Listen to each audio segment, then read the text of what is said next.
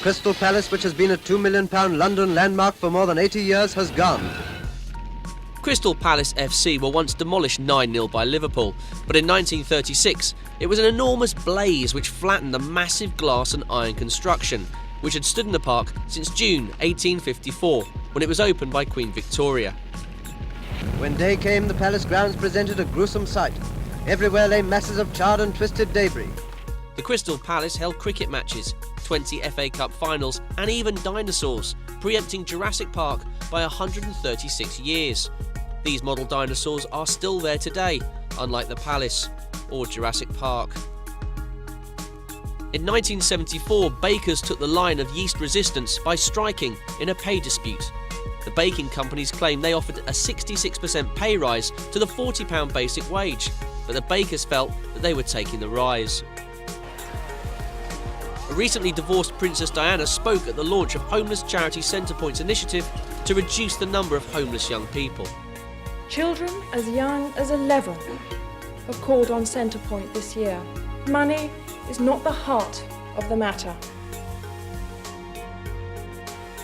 Everyone remembers Band Aid, when Midge Ure and Bob Geldof assembled pop superstars to record a charity single.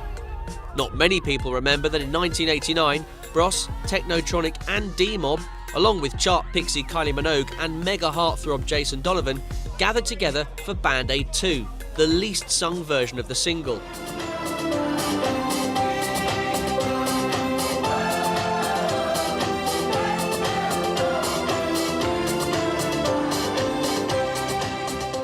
What's worth knowing for future trivia needs is that Bananarama were the only contributors present from the 1984 original. London was left shocked in 2000 by the death of Peckham's schoolboy Dama Taylor, who was attacked with a broken beer bottle after leaving Peckham Library and was found bleeding heavily in a stairwell. His death led to 6 years of trials until Danny and Ricky Preddy were convicted of manslaughter.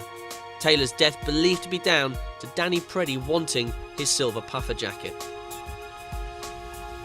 Oxford Street and Regent Street had less traffic in them than during 28 Days Later, when the first traffic-free shopping day was introduced in 2006, giving shoppers the chance to wander uncluttered streets and become entangled by a skipping rope in front of huge crowds. Nothing says Christmas like tripping over a skipping rope and knocking out your teeth. Historic concert venue the Royal Opera House was reopened in 1999, although its new mission was for it to be a place for the people to enjoy a Joe Green opera.